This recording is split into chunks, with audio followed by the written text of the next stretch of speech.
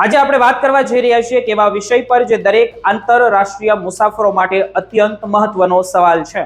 જો તમે પણ વિદેશ પ્રવાસે જઈ રહ્યા છો અથવા તો ત્યાંથી અમેરિકાથી ભારત પરત આવવાનું વિચારી રહ્યા છો, એનઆરઆઈ છો, તો આ સમાચાર તમારા માટે ખૂબ જ મહત્વના છે, કારણ કે ભારત સરકારે custom baggage declaration and processing regulation 2026 લાગુ કરીને આખી સિસ્ટમ બદલી નાખી છે। અત્યાર સુધી વિદેશથી આવતા મુસાફરો માટે કસ્ટમ ચેકિંગ એટલે કે પરસેવો છૂટી જવો એવું ગણાતું હતું, કારણ કે નિયમોની સ્પષ્ટતા નહોતી અને એરપોર્ટ પર કલાકો સુધી અટવાવું પડતું હતું। પણ હવે સરકારે પ્રક્રિયાને એકદમ પારદર્શક અને ઝડપી બનાવી દીધી છે। નવા નિયમો મુજબ હવે સામાન્ય મુસાફરો માટે ડ્યુટી ફ્રી લિમિટમાં ધરખમ વધારો કરવામાં આવ્યો છે, જે ભારતીય મૂળના પ્રવાસીઓ કે પછી પ્રવાસી વિઝા પર આવતા લોકો છે તેઓ હવે 75,000 રૂપિયા સુધીની વસ્તુઓ કોઈ પણ પ્રકારની કસ્ટમ ડ્યુટી ભર્યા વગર જ પોતાની સાથે લાવી શકશે।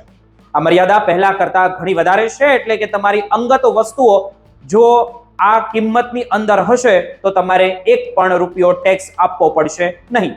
જો કે વિદેશી પ્રવાસીઓ માટે આ મર્યાદા 25,000 રૂપિયા અને એરલાઇન્સ ક્રૂ મેમ્બર્સ માટે 2,500 રૂપિયા રાખવામાં આવી છે। સૌથી મોટો ફાયદો તો એવા લોકો માટે છે જેઓ લાંબા સમયથી વિદેશમાં રહી રહ્યા છે અને હવે કાયમી ધોરણે ભારત પરત ફરી રહ્યા છે કે પછી થોડા સમય માટે ભારત આવી રહ્યા છે, જેમને ટ્રાન્સફર ઓફ રેમિડન્સ એટલે કે TR બેનિફિટ કહેવામાં આવે છે।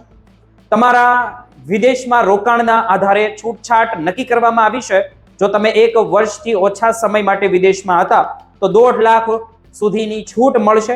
જો તમે 1 થી 2 વર્ષ વિદેશમાં રહ્યા હો તો 3 લાખ સુધીની વસ્તુઓ લાવી શકશો, અને જે લોકો 2 વર્ષ કરતા વધુ સમયથી વિદેશમાં સ્થાયી થયા હતા તેમને 7.5 લાખ રૂપિયા સુધીની જે વસ્તુ હોય, ઘર વકરી અને અંગત તમામ સામાન લાવવા પર કોઈ ડ્યુટી લાગશે નહીં। ખરેખર એનઆરઆઈ મિત્રો માટે મોટી રાહત છે। હવે વાત કરીએ કે વિષયની જેની સૌથી વધુ ચર્ચા થાય છે, અને તે છે સોનું એટલે કે ગોલ્ડ। અત્યાર સુધી સોનાના ભાવમાં થતા ફેરફારોને કારણે મુસાફરો અને અધિકારીઓ વચ્ચે ઘર્ષણ થતું હતું, પણ હવે સરકારે કિંમતને બદલે વજનના આધારે નિયમો બનાવ્યા છે।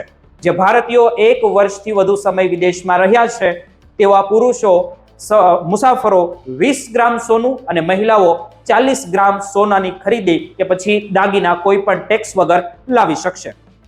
વજન પર આધારિત આ નિયમોથી હવે એરપોર્ટ પર કોઈ વિવાદ ઉભો થશે નહીં। બીજી તરફ આજના ડિજિટલ યુગમાં લેપટોપ એ દરેક વ્યક્તિની જરૂરિયાત છે, તેથી 18 વર્ષથી વધુ ઉંમરના કોઈ પણ મુસાફરો પોતાની સાથે એક લેપટોપ ડ્યુટી ફ્રી લાવી શકશે। આ ઉપરાંત કેમેરા કે પછી કાંડા ઘડિયાળ જેવી વસ્તુઓ સામાન્ય મર્યાદામાં જ ગણવામાં આવશે। જો તમારી પાસે કોઈ એવી મોંઘા સાધનો કે પ્રોડક્ટ્સ કે પ્રોફેશનલ જે ઇક્વિપમેન્ટ છે જે તમે થોડા સમય માટે ભારત લાવ્યા છો અને ફરી પાછા લઈ જવાના છો, તો કસ્ટમ વિભાગ તમને ટેમ્પરરી ઇમ્પોર્ટ સર્ટિફિકેટ પણ આપશે, જેથી તમારે ડ્યુટી ભરવી ન પડે અને જ્યારે તમે પાછા અમેરિકા જાઓ ત્યારે કોઈ અડચણ ન આવે। જો કે એક વાત ખાસ યાદ રાખજો કે કસ્ટમ ડિક્લેરેશન એ કાયદેસરની જે પ્રક્રિયા છે તે જ તમારે કરવી ખૂબ જરૂરી છે। જો તમે નિયમ કરતા વધુ સામાન લાવો છો અને તે છુપાવો છો તો તમારે દંડ અને ડ્યુટી બંને ભરવા પડી શકે છે। તેથી હંમેશા મોંઘી વસ્તુઓના બિલ અને ડોક્યુમેન્ટ્સ સાથે રાખવા હિતાવહ છે। તેથી એરપોર્ટ પર અધિકારીઓ તમારી વાત સરળતાથી સમજી શકે। આ નવા નિયમોનો મુખ્ય ઉદ્દેશ્ય મુસાફરીને સરળ અને તણાવ મુક્ત બનાવવાનો છે, અને તમને મિત્રો આશા હશે કે આ માહિતી તમને ખૂબ જ ઉપયોગી લાગી હશે અને તમારી આગામી ભારત યાત્રા સુખદ રહેશે। જો તમને હજુ પણ કોઈ મૂંઝવણ હોય તો કોમેન્ટમાં જરૂર તમે સવાલ પૂછી શકો છો। તમારા પ્રશ્નોના જવાબ આપવાનો પ્રયત્ન અમે કરીશું।